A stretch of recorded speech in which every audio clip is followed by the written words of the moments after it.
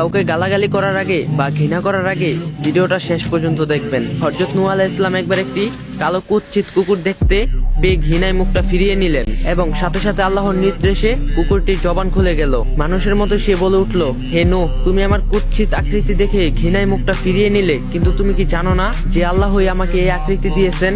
মনে রেখো, এই সৃষ্টির পিছনে আমার সামান্যতম দখল থাকতো তবে কিছুতে আমি এই আকৃতি মেনে নিতাম না, বরং কুকুর হওয়াটাই পছন্দ করতাম না। কুকুরের মুখে এই কথা শুনে নূহ আলাইহিস সালামের অন্তরে আল্লাহর ভয় জাগ্রত হলো। অনুশোচনায় তিনি অস্থির হয়ে পড়লেন, এমনকি মাটিতে গড়াগড়ি দিয়ে কাঁপতে লাগলেন। তিনি কেঁদে কেঁদে আল্লাহর কাছে ক্ষমা প্রার্থনা করলেন, হে প্রভু, আমাকে মাফ করে দাও, না বুঝে তোমার সৃষ্টিকে নিয়ে ঠাট্টা করেছি। সেই অপরাধের অনুশোচনা করে আব্দুল গফফার দীর্ঘ 10 বছর আল্লাহর দরবারে কান্নাকাটি করেছেন। তিনি এতই বেশি কাঁদতেন, সে চোখের পানি পড়ে পড়ে তার চিবুকের নিচে দাগ পড়ে গিয়েছিলেন। লোকজন এই অবস্থা দেখে তাকে নূহ ডাকতে শুরু করলেন, আরবি ভাষায় নূর। একবার ভাবুন, সামান্য একটি কুকুরের সম্পর্কে কোনো মন্তব্য করার সুযোগ নেই, সেখানে সৃষ্টির সেরা মানুষ তথা আশরাফুল মাখলুকাত বনি আদম, তাকে আমরা কিভাবে সমালোচনা করি। আমরা প্রায় প্রতিনিয়ত কারো খারাপ চেহারা দেখে হাসাহাসি করি, অনেকে বাজেভাবে গালিগালাজ করি, কিন্তু আমরা কি ভেবে দেখেছি ওদের যিনি সৃষ্টি করেছেন আমাদেরও তো তিনি সৃষ্টি করেছেন। আমরা নিজের দোষ দেখি না, পরের দোষ দেখি,